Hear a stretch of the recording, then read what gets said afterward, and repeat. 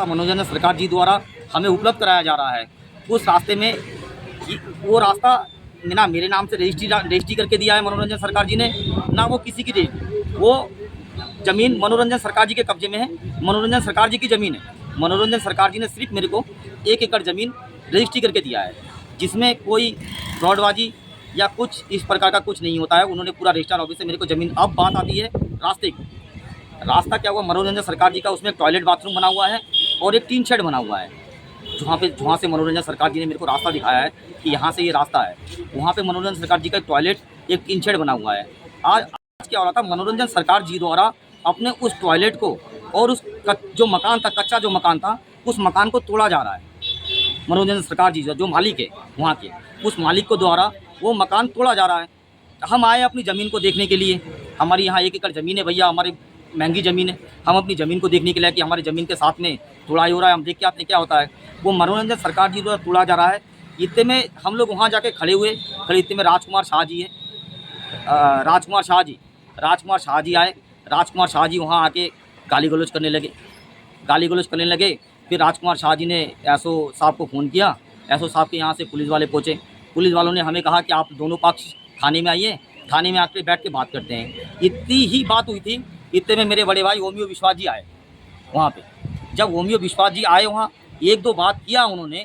1-2 बात करते ही हम ओमियो विश्वास जी को पकड़ के हम ले आए। कहना, हमने कहा कि पुलिस वालों ने हमें थाने में बुलाया है, यहाँ कोई मतलब नहीं है, चलो थाने में, चलो थाने में बैठ के बात करेंगे। इतने में जब हम ओमियो जी को पकड़ के हम लेके आ रहे थे, इसका वीडियो शायद किसी ने बनाया होगा तो है।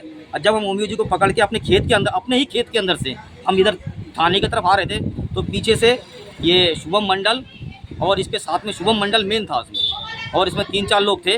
3-4 लोगों ने ओमियो जी को डंडा लेके आए, और जो मिस्त्री के काम करने वाला बांसुली होता है, जिससे मतलब ईंट तोड़ा जाता है, जिससे वो सब हाथ में 3-4 लोग लेके आए। आके उन्होंने ओमियो जी के साथ मारपीट शुरू कर दी। ओमियो जी को हम भगा के वहाँ से जान बचा के बड़ी मुश्किल से यहाँ तक थाने तक लेके आए। अब हमने यहाँ तहरीर दी है।